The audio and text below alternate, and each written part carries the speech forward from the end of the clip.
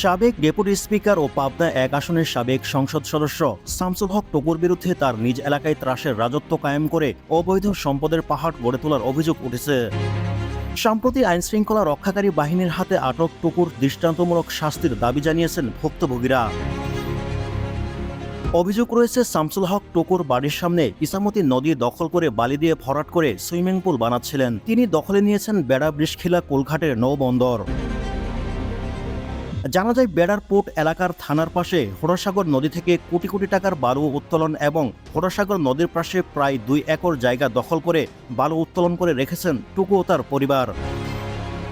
টুকুর বিরুদ্ধে নির্বাচন করায় প্রতিপক্ষকে মিথ্যা মামলা, দোকান দখল, বাড়ি ভাঙচুর সহ পুলিশ দিয়ে হয়রানি করার অভিযোগ রয়েছে। এদিকে বেড়া ট্রান্সপোর্টের প্রোভাইডার নজরুল ইসলাম গণমাধ্যমকে বলেন, শামসুল হক টুকু আমার নামে ইজারাপ্রাপ্ত বৃষখিলাত কোলঘাট নৌবন্দর জোর করে দখলে নিয়ে কোটি কোটি টাকা হাতিয়ে নিয়েছেন। ভ্যাট দায়মুক্ত থেকে লাভজনক ব্যবসা পরিচালনার বিশ্বস্ত সহযোগী দ্য রিয়েল কনসালটেশন। স্বচ্ছ ভ্যাট আইনে দক্ষ ন্যায্য ভ্যাট প্রদানে। গত ৫ আগস্ট সরকার পতনের পরদিন ৬ আগস্ট আমি এই কোলঘাট ফেরত পাই।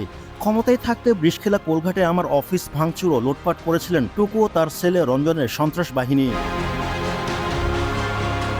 অন্যদিকে বেড়া পৌরসভার ৫ নং ওয়ার্ডের সাবেক কাউন্সিলর ও প্যানেল মেয়র ১ এনামুল হক শামীম গণমাধ্যমকে বলেন, ২০ লাখ টাকার বালুর খামাল জোট করে দখলে নিয়ে বিক্রি করেছে টুকু ও তার ছেলে। প্রতিবাদ করে মিথ্যা মামলা দিয়ে বাড়িছাড়া করেছেন তারা।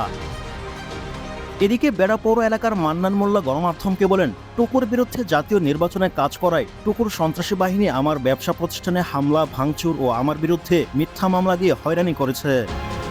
এছাড়াও টুকু হোরাসাগর নদী থেকে কোটি কোটি টাকার বালু উত্তোলন ও নদীর জায়গা দখল করে বালু রেখেছেন এবং আমাদের সেনাবাহিনী থেকে ক্রয় করা বালু জোর করে নিয়ে যান।